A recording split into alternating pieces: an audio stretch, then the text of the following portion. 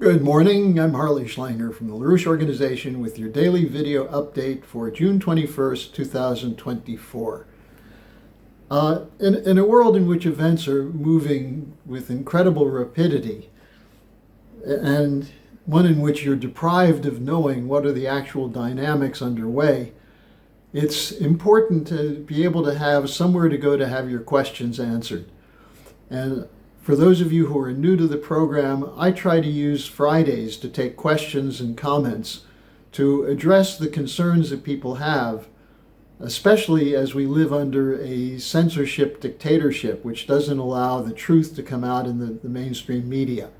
It doesn't always allow our stories to get out either, as many of you know, because there's a policy of the social media to censor views, and sometimes it's hard to find us.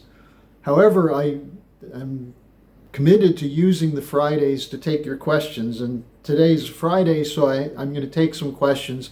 I'm going to put them into two different sets. First, several of you asked, why did Putin go to North Korea? What came out of Putin's trip?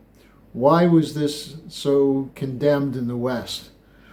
Well, you have to go back to June 14th when Putin spoke at the Foreign Ministry in Russia. And what he did is review the whole circumstances behind the Ukraine war, how it's changed the strategic situation, and his proposal for achieving peace. But what he identified as a problem was the unwillingness of the transatlantic region to accept the fact that there's a change in the world. That is, they refuse to accept the idea that nations have a right to legitimate security concerns. In this case, they rejected the idea that Russia had legitimate security concerns. And so he said it's necessary that there be a change in this kind of thinking. And he said this is unstoppable. One aspect of this is the creation of a new Eurasian security architecture, which is based on addressing the interests of every nation. Now, what he talked about is that you have the emergence of such institutions as the BRICS, the Eurasian Economic Union, the Shanghai Cooperation Organization, and these are not merely a question of military power, but of cooperation for economic development. But when you're dealing with the West, he said, you have to take into consideration that the West is prepared to go to war to defend their unipolar order. So you can't ignore the military threat. However, what he did with North Korea was to adopt and sign a strategic partnership, which includes military and economic cooperation. Now, interestingly, he left North Korea and went to Vietnam and did the same thing there, much to the chagrin of the unipolar advocates in the U.S. State Department. What is necessary to realize is that they're already moving to this new economic partnership. 60% of the trade between Russia and Vietnam is now conducted in national currencies, not in dollars. So when you recognize that this is the change in the world, and then add to that the Ukraine war was made to weaken Russia, to allow the continuation of a bankrupt system of predatory looting. So they're trying to cover unsustainable debt through a looting process. Well, this is what we've always warned about, that LaRouche talked about this for many, many years. One example of this was his creation of the idea of a triple curve as a device to understand what's happening. That is, you have monetary aggregates going up through the roof, you have financial aggregates that are even higher, and you need money to back it, which is the cause for inflation. At the same time, you have the productive curve collapsing. And this was an idea that LaRouche presented, which was picked up by some leading Russians, including Sergei Glaziev, who's a leading Russian economist. Glaziev just put out a statement recently saying that the endless supply of money pumping is not endless, it's reaching a limit, as in the triple curve.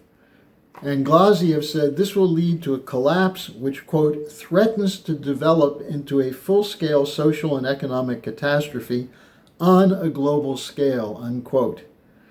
That's what Putin is addressing with this idea of the need to establish a security architecture which includes recognizing the economic interests of every nation. This is why Helge Zeppler-Roush has referred back to the idea of the Peace of Westphalia, where the end of the 30 Years' War in Europe in 1648 led to a treaty which was based on the recognition of the needs of the other. That is, that you only have security when you're concerned with providing similar conditions for those who otherwise you might go to war with. So the question is, will the West change policies without a blowout? Well, that's a question that has to be posed to you. But that brings me to the second set of questions I got about the European parliamentary elections. Was this really a victory of the far right? What does it mean? There's still bad governments in power. There seems to be no change. And one from England wrote, Starmer is no better than Sunak. You still have the same elites. There's no difference. Another question, what will it take for real change to occur?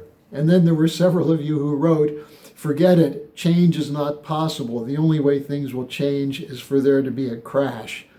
And the final question in this said is, you call for the West to join the BRICS. Won't that subvert the BRICS?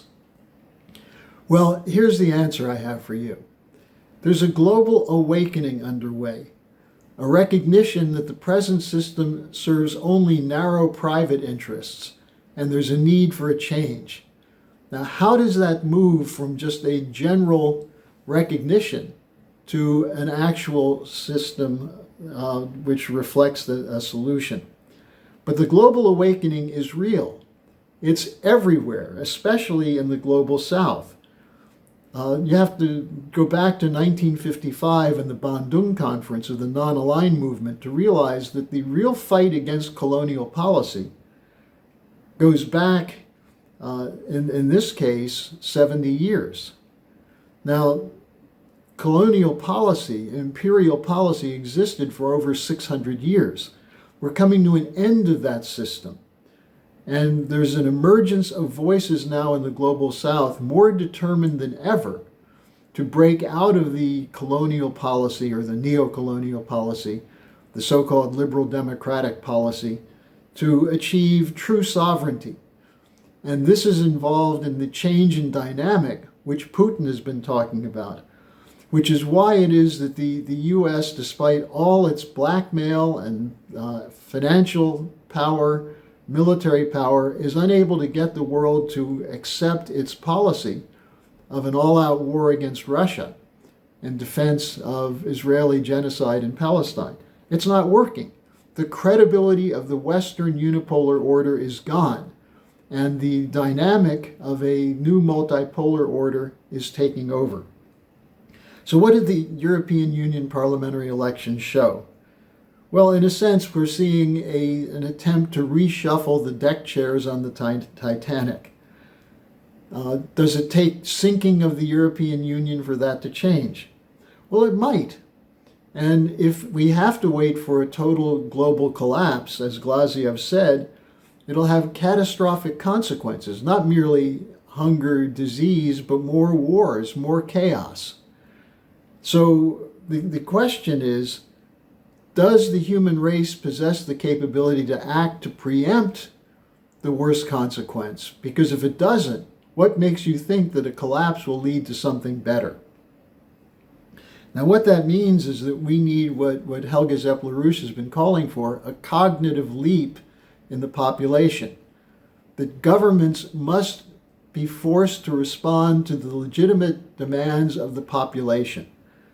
And it means that we have to overcome the brainwashing.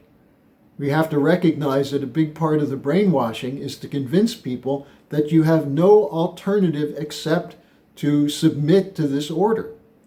That's been the whole reason for the domination until recently of the global South, that countries that tried to resist, such as Libya, such as Iraq, such as Syria, were subjected to intense pounding and psychological warfare and blackmail. We see the same thing going on today in Georgia with a regime change coup underway.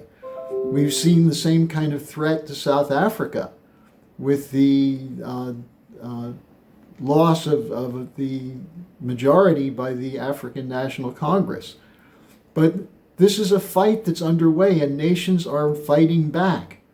So the real question for us is, if we can avoid being exterminated by thermonuclear war, do we possess the capability to fight for truth and solutions? Now that's what the Schiller Institute is involved in. That's why we see this not just as a question of economics or military, but a cultural question. Does man actually possess the capability to act for his true interests?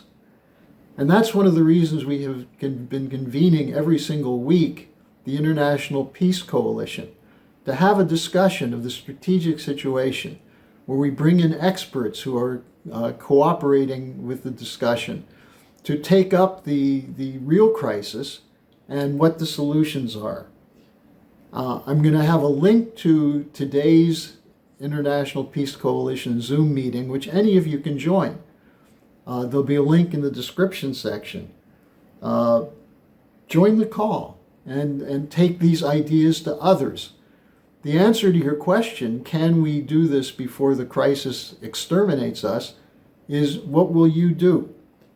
So take our offer also to subscribe to the Executive Intelligence Review Daily Online Alert. And you can get it for 1 month free.